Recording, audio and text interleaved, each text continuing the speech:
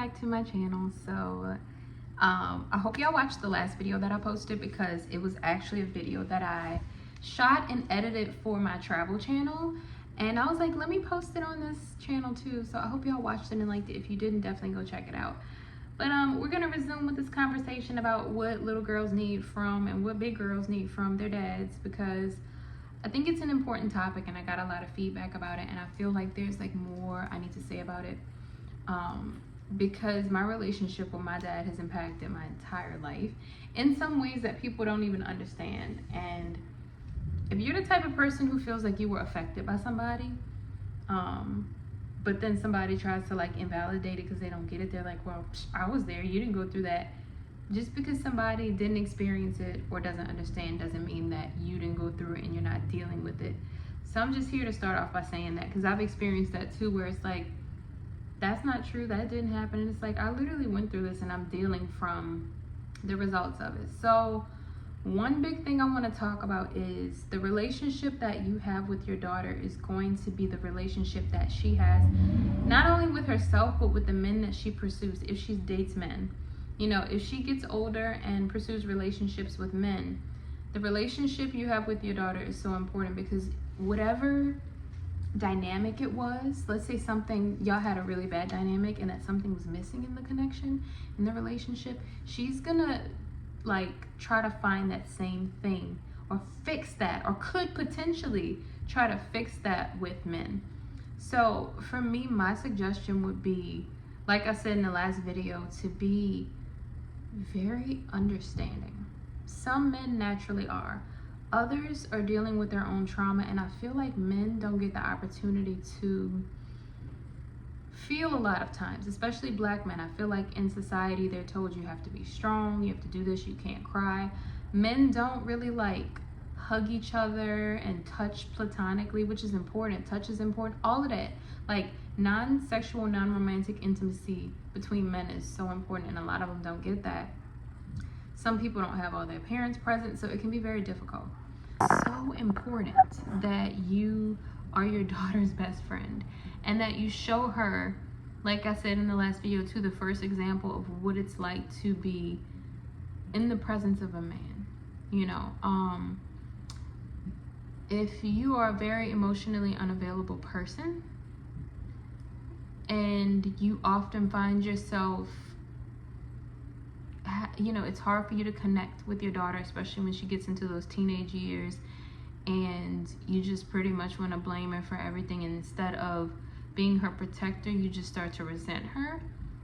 That's going to create this dynamic where it's like, she's not even really doing anything. Let's say she's not doing anything wrong. She's just a teenager. She just wants to have fun. It's not even anything detrimental. It's not even sex. It's nothing. And you're so afraid and so traumatized and so worried about imperfection that you basically start to like patronize her and limit her freedom and do all of these really controlling behaviors. Later on in life, if she meets a man who displays those same behaviors but is also abusive, she's gonna be like, deep down subconsciously, she could be like, oh, this is familiar, this is like my daddy, let me try to win this person over. Like, and I'm not an expert, I'm not a therapist, I'm speaking from things that I have experienced only. So I don't want y'all to think that I'm up here trying to be Dr. Google or whoever. Yes, I said Dr. Google. Trying to diagnose people and stuff. Like, no, genuinely, like, these are things that I've experienced and that other people I know have gone through with their dads. One thing I really appreciate is fathers who can still be really masculine, but still take the time to really understand their children. Like, really understand them. Like, you were a kid once. And I know that for some people it's hard because they weren't afforded the opportunity to have a voice, to have an opinion, to speak up, to be young, to be wild, to be free without being completely ostracized. And then maybe you have pressure from family, because you know grown-ups get scared too. But going back to my first video again, therapy is so important. Like, I'm just gonna say this, and I think I said it just like this in the last video, if you're going to have a child and you've been through any kind of trauma, even if you don't know if you've been through trauma, if you are with a person and you consciously are like, I want to create a person, I want to create a baby, just go to therapy. Just go to a session. Just talk. Maybe get a psychologist if you think you really have issues. Because I promise you, you will save yourself and that baby so much trauma and therapy and all sorts of things. So I definitely think it's important for you to also have an open communication line with your daughter. Like, be able to talk about anything. There's going to be some uncomfortable stuff that you don't want to hear. Be able to talk about anything, and don't do it in a way where she feels like she's in trouble for everything. I know it can be scary. I know you get upset. And again, when we have all these standards that society puts on us, especially when it comes to things like slut shaming and misogyny, and be gentle, be the difference. That's why I said go to therapy. If you inherently are the type of person who has been a misogynist, you know, victim blamer, all these types of things, maybe you don't know you are. You could be watching this video right now like, girl, shut up, you're stupid. You might need to just go to therapy. Even if you think you're fine, just go, because maybe somebody can open your eyes to help you from hurting your child.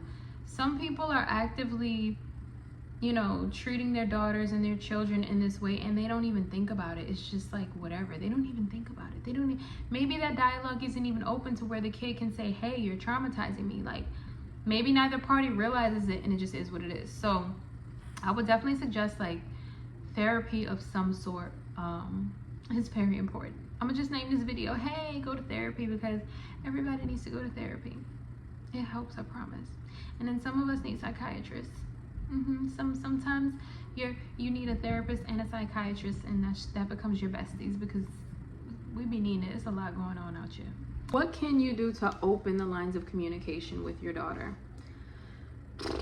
So first of all, don't make them feel like everything is the end of the world. Listen, when they're little, you need to have talks with them early on. Teach them about life. Give them some street smarts. I don't know what that looks like to you, but when they become preteens, you need to have talks. And a talk should not look like, if you do this and this, I'm gonna kill you. Don't do that. Or if you do this and this, you're gonna be in so much trouble, and everything you love, like that fear talk does not work. Don't do that, because you're just gonna traumatize them. I used to be so afraid all the time, and I still am now. I still have a lot of anxiety because of those talks to this day. So you know what else I want to say too? I offer suggestions. I said therapy and psychiatry. Meditation. If you are struggling to build up that line of communication with your child, meditate on it. Pray. Whatever your practice is, try it. Because a lot of times I feel like people don't have the footing or the support that they need to be able to take care of their kids properly. If you come from a rough background, or a background where it's like, I don't even know the beginnings of how to properly care for my daughter without hurting her, because the things that I think are good are probably going to traumatize her. Yelling and screaming and blaming, and it's like, no, choose a softer route. But if you don't know how, start with meditation. Watch videos like this. Do some research. You know, there's all sorts of free resources, mental health resources, family counseling. There's so many things. Maybe I should like post links for those or something. I don't know. But definitely take the time to try and actually gently parent and get to know your daughter. That's a good idea. Like, don't make assumptions about who she is. Get to know her. I feel like it would be so nice to, when certain things come up, it just becomes a really sweet conversation. Like, before anything even happens, like, okay, so are there any boys you're interested in? You're 13 years old, or however old you are. The hormones kicking up. Like, what's going on? What's your thoughts? Do you have questions about anything? Or, do you hear kids at school talking about sex? Like, just talk to me. I would rather you be open than hide and sneak and run behind my back. And then sometimes you have those talks with kids and they go and do crazy stuff anyway. But you have to remember too, you're not raising a robot. You're raising a human being. Human. They're going to make mistakes. They're going to mess up. Please let them. Of course, keep them safe. Of course, protect them. If they're trying to do something that could really harm them, then stop them. But I need you to realize you're raising a human. Raise a human, not a robot. You don't want to send somebody into this world who's so traumatized that they allow anybody to do anything to them. Sit your child, your daughter down when she turns whatever age, 15, 16, whatever, and give her a list of red flags if you know them. If not, man, my thing too is, it's like, what if you are just the perfect dad, but you're very green? So you raise the perfect daughter.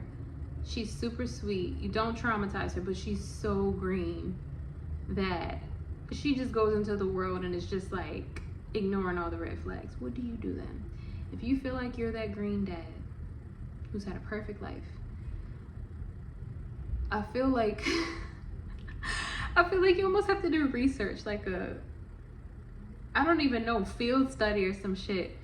But I mean, the internet exists. It sounds insane, but at that point, I know if it was me and I was like, damn, I done had this charmed life and I done raised a charmed baby, but what's out here in this world? Okay, but I feel like, you know, I feel like even with the green dad, you still know. Like, you may not have done those things, but you still know what ain't right. And you can tell that baby, like, girl, I ain't never did that, but so-and-so did, so watch out for this, this, and that. So yeah, that might be a good idea. I don't know. So that's going to be the end of this video, you guys. This one was a lot more lighthearted and quick, but I just kind of want to do a follow-up. If y'all want a part 3 of this, let me know. We can do more things about daughters. I can even do a live stream where we talk about it. We can live stream on here, on any of my platforms. If you want the live stream, comment live stream. And yeah, I think that is it. Y'all have a great day. I love you guys so much.